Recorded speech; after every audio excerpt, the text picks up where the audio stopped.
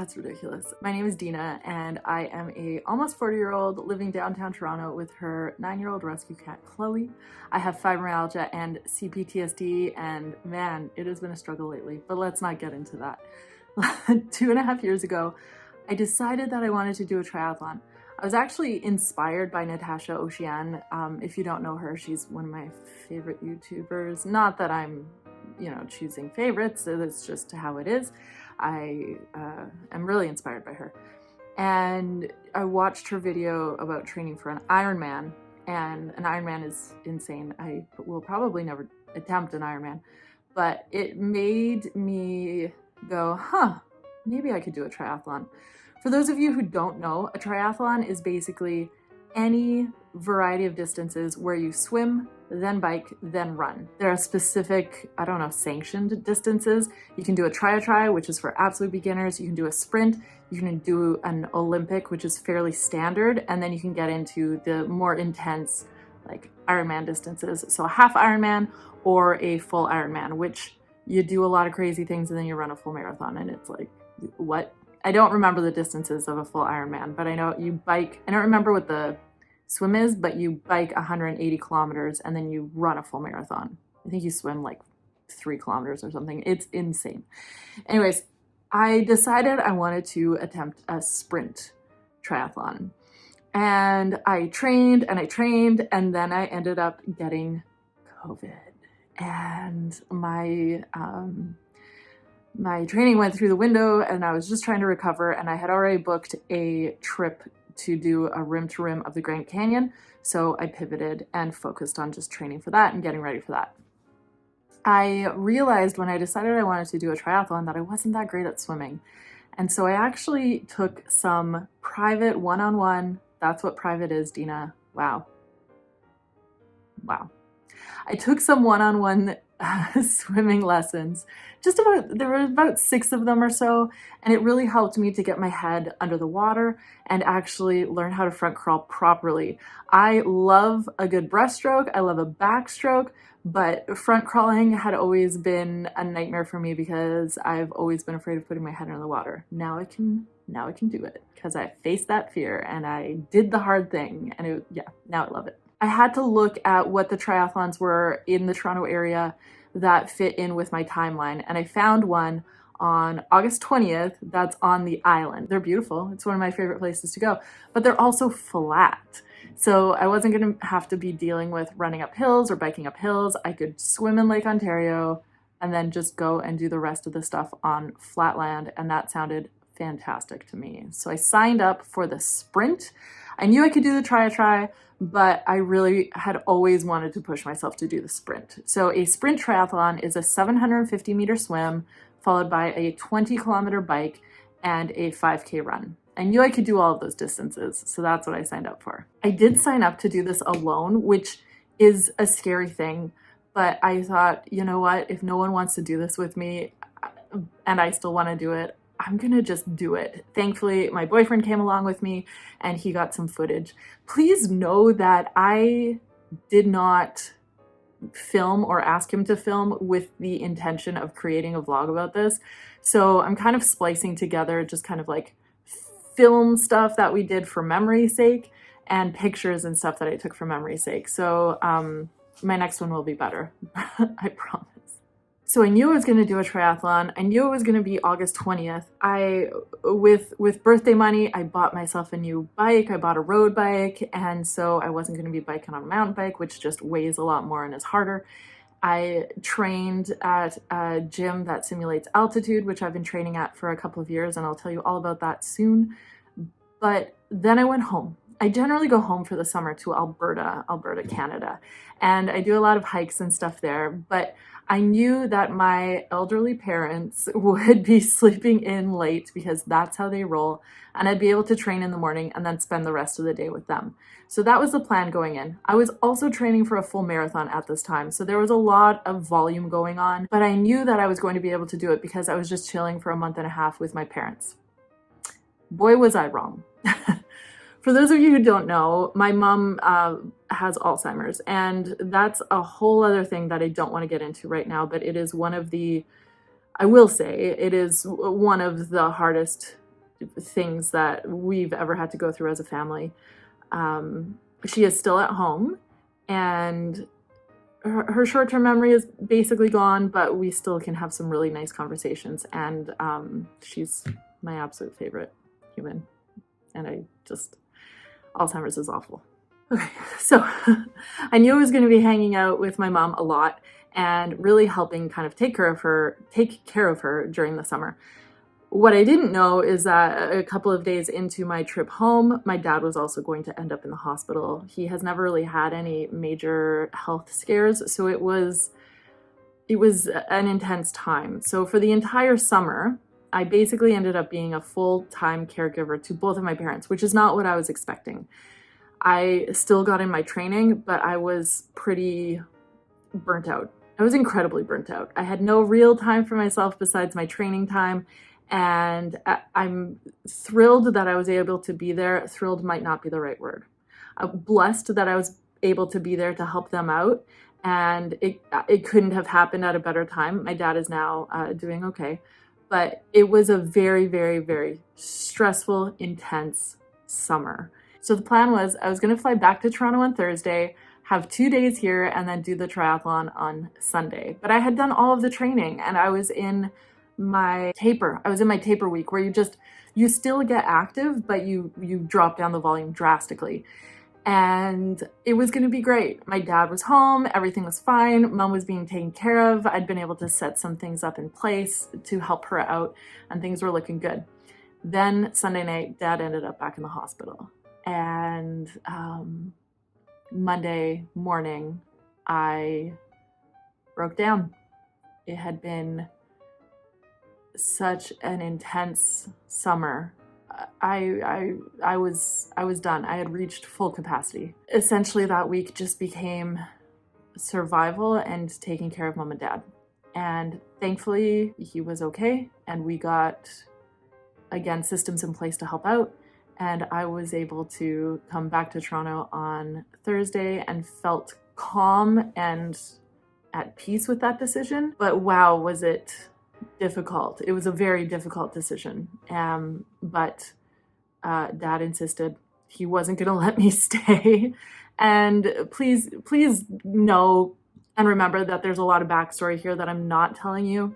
So there are other people in the area that are able to help. It's just because I was living at home, I was able to be more readily available, and I am able to take care of them more so than other people that are also there.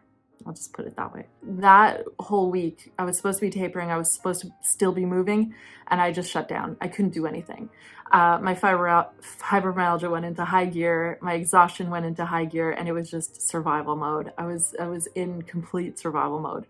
So I flew home on the Thursday. My flights got delayed. So I was in the airport forever. I got such little movement in on Thursday. Finally got home. Friday, I crashed like crazy. Got no movement in. Went to see a musical that night. Shout out to Hamilton. And then Saturday, I was getting ready for the triathlon.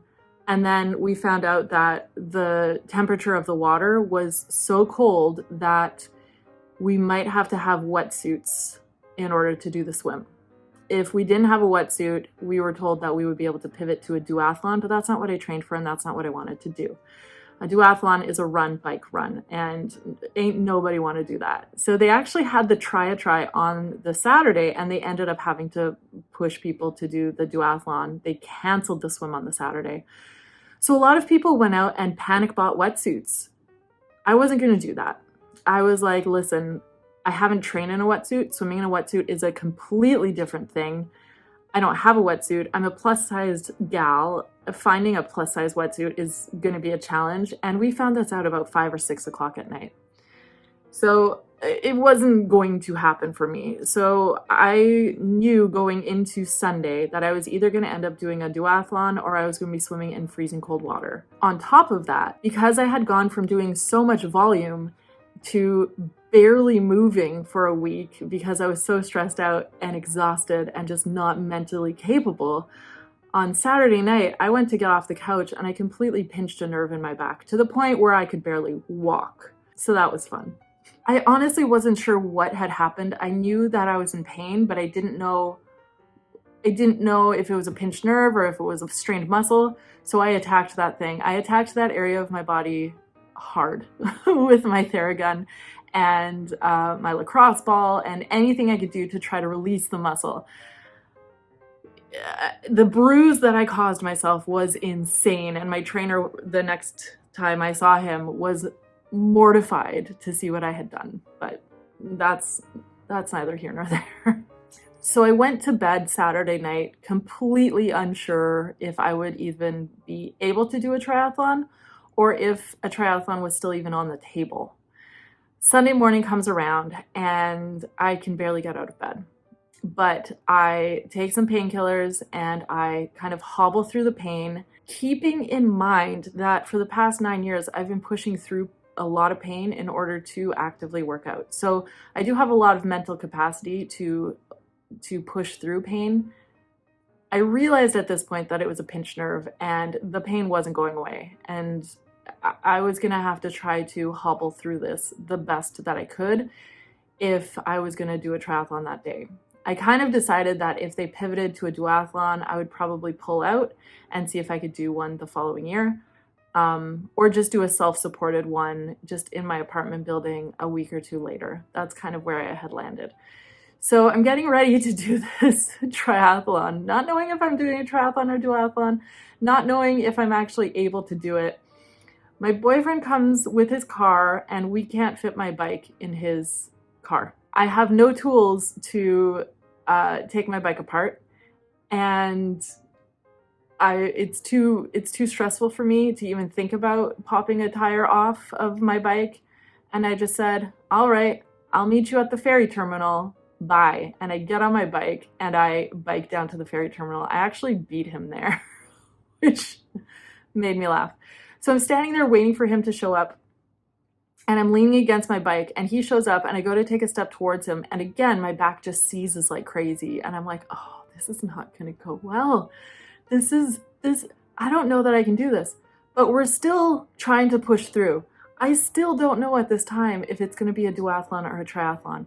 There has been no email. They haven't communicated this with us. I had a friend who was doing the triathlon earlier in the day. He had an earlier start time, so I was messaging him. On the ferry ride over, I got a message from him saying that the swim was moving forward, and I went, okay, so I have to do a triathlon then today. We got to the area. A lot of people had already started because they were at earlier times than me. I got my tracking. You get like a little tracking bit to put around your ankle. And I went and just, because it was a sprint, they didn't give you a specific transition area. They just said, go pick a spot and get set up.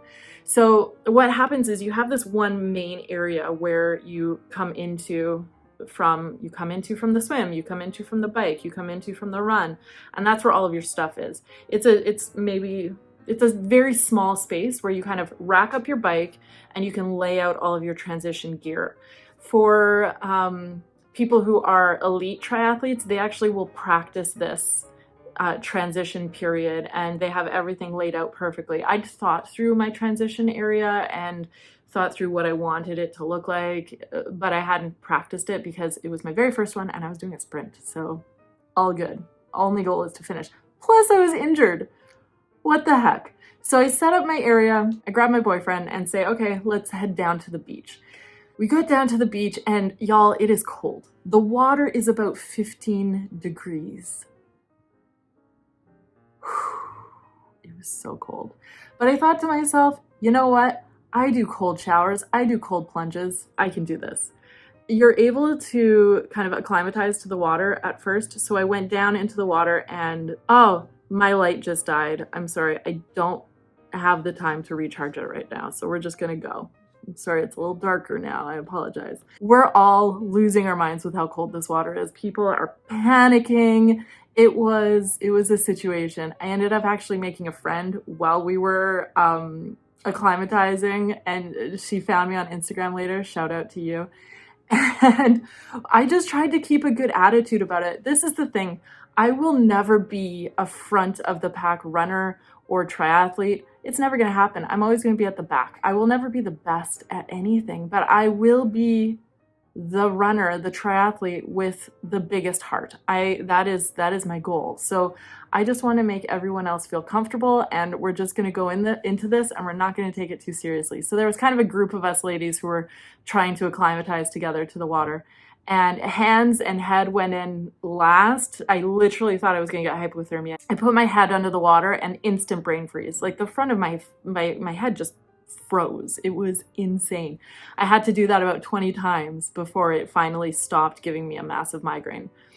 Eventually, it was time to actually start. So we headed over to the starting spot. I may have shouted, "Let's effing go." And we started swimming. I had to breaststroke the first 250 meters because I could not regulate my breathing under the water. It was insane. Within 50 meters, 3 people had grabbed onto a paddleboard that was close by because they were panicking. Like I say, a lot of people panicked because they had panic wetsuits and they hadn't tried swimming in the wetsuit before. A lot of people also hadn't tried open water swimming, and so they panicked because of that. Or because of the cold. A lot of people actually ended up getting disqualified because of the swim. They were still allowed to do the rest of it, but because they weren't able to finish the swim and they got pulled out of the water, they didn't get an official time. They got the medal, but they didn't get an official time.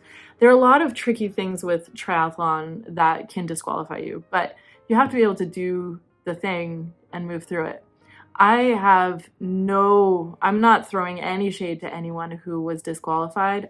I can't imagine what that would have felt like. That would have really been a difficult situation. And I have massive respect to anyone who was disqualified and then continued on and finished the bike and the run, knowing that they had to get pulled out of the swim.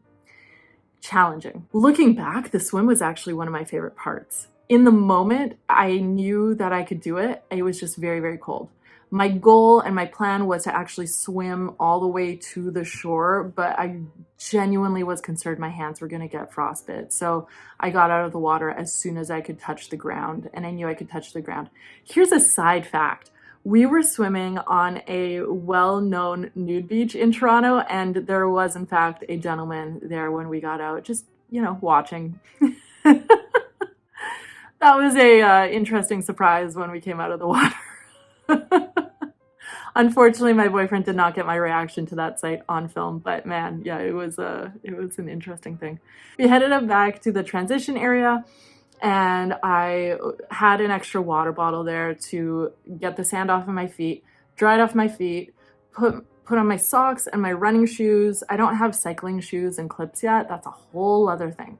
So just put on my running shoes, put on my official triathlon number and bike helmet, and headed out on the bike. I hadn't trained that much on the bike. I definitely could have pushed harder on it. But again, I just had a blast. I think we had to do 2 or 3 kind of loops of this one area. Maybe it was 4, I don't remember. But every time, my boyfriend caught me every single time going through, and this was my favorite moment.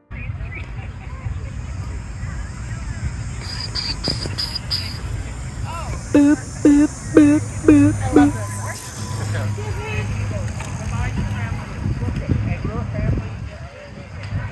I continued to encourage people who really looked like they were struggling.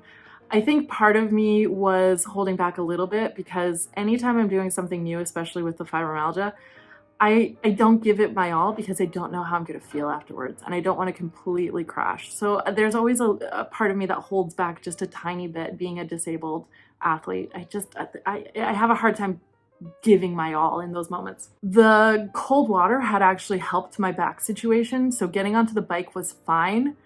Getting off of the bike was excruciating. As soon as I got off the bike, alarm bells went off in my head and said, "You are in trouble. Like, you're gonna have to walk the rest of this thing." It was awful. I got my leg over and my back just went, "Nope, we're not doing this anymore. We are not moving anymore." There's this clip my boyfriend got as I was just kind of, I had a Fitbit at the time, and I was just kind of changing my Fitbit from cycling to running. And he's like, "You got this." And I'm like, "My back." Awful. You can do it!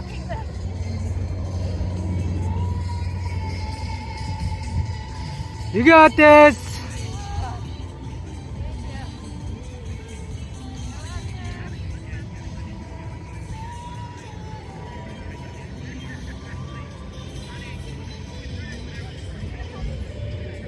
Awful. Stay hydrated, pals. Hey, Myra, if you're watching this, go drink some water. So I just went, it's 5 more K. It's 5 more K. I'm struggling to walk at this point, but even if I have to crawl, I am finishing this. That was my mentality going into it. Oh, was it awful. We had to run basically at like a figure 8, and we had to do that 4 times. And there was this group of runners who were with me that, you know, I'd pass them and they'd pass me, and we all have our names at the front of our bibs. I would shout their names out and be like, I see you, girl, and, you know, get it, dude. And we would just encourage each other as we were going. I entered into the slowest jog of my life because jogging actually felt better than walking. It was so slow, but again, I was like, okay, put your heart out there. You can do this, just one foot in front of the other. It's all about heart at this point. There ended up only being 2 of us left on the course. There was a guy behind me, and he was always about 5 feet behind me. And I looked back at him and I was like, I see you. I see you. And I just kept engaging with him. And I was like, you're going to sprint past me at the end, aren't you? And he laughed and he was like, yep. But then he told me that he actually hadn't swam. He had come late. So he did the bike and the run. So he had gas left in the tank. And I was like, bro, I got nothing. Come on. I can't believe I just said bro. But I was like, I got nothing. Come on, dude.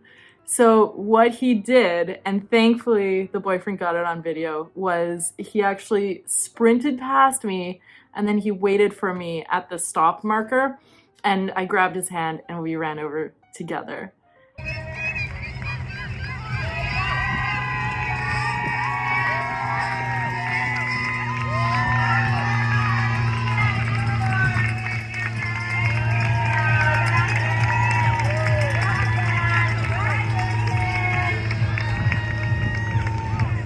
Also, all of these people cheering in this clip are the people that had finished that I had encouraged along the way on the run. And it was really special to me that they waited and stayed and cheered us in. It was incredible. It was an incredible moment. Right after, I couldn't breathe. I didn't cry, but I felt like I needed to, but I also couldn't breathe. I don't know, maybe I was dehydrated. I hadn't fueled well for this thing. I just kind of went in and went, we're doing this, so here we go. And had not thought through my fueling plan. So that was kind of also not great and something to work on in the future. But I hugged the boyfriend, calmed myself down, and then went into the transition period, like the transition place, to get all my stuff. And while I was in there, I was in a very specific pink triathlon suit. It's a thing that you can use to run these, and you can use it in all aspects of the race. So you can swim in it, you can bike in it. It has a little bit of padding, and you can run in it, and that's its purpose.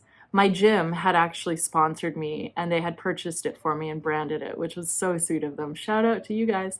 I'm actually their first sponsored athlete, which is insane to me, but that's neither here nor there. As I was getting my stuff together, there were a lot of people who came up to me and said, you encouraged me on the swim, you encouraged me on the bike, you encouraged me on the run, and I just want to say thank you. And it just, you guys, that's what it was about for me. The triathlon was one of the most incredible experiences of my life. I cannot wait to do another one. Triathlon is something where I'm only against myself, but the community also just comes together in such a beautiful way. I actually forgot to say this earlier. While I was home, I met an Ironman. She's competed in a lot of Ironman competitions and crushes it. And she actually hooked me up with a swimming group. And it was my only open water swim that I was able to do before the triathlon. But man, am I thankful that I was able to do it, because it was dark water, and dark water really freaks me out. I have an overactive imagination, and it terrifies me, but if I hadn't been able to do that, I would have struggled a lot more. Turns out the water in Lake Ontario is actually not dark, and I could see the bottom the entire time, which was really beautiful. I loved doing the triathlon. It was one of the highlights of the last couple of years. The boyfriend went home afterwards. He was pretty tired, and as was I. I ended up biking home. And I actually biked past my gym so I could see my coach and give him a big hug and thank him for helping me accomplish what I did. Ended up seeing a chiropractor after the fact because the back just kept getting worse. And I don't recommend doing anything like this when you're feeling that horrible. It was awful. And yet at the same time, it was one of the best things I've ever done for me, mentally and physically. It was incredible. For me, it's all about the goals. That's what helps me push myself forward on this physical journey. Creating those goals and pushing myself forward has been one of the best decisions I've ever made for fibromyalgia. I'm so much more active now than I've ever been able to be before. I don't often have to sleep in and basically be bedridden until I have to get up and go to work. That was my life through my 20s. And in my 30s, I decided, no, we're changing. We're gonna have a life again. And it's challenging and it's difficult. I'm not saying go out and do a triathlon, but I'm saying go out there and do the small steps to help make your life that much better, because you will. Thank you for being here. If you've made it this far, comment triathlon below. I feel like it's like a little special club that we have because not everybody watches my videos all the way. So if you watch my video all the way through, comment below and I'll know that you're part of my little special club. That sounds so silly, but please just appease me. Please remember to like and subscribe if you haven't already, and ring that bell if you want to get a notification when my next video posts. Thank you for being here.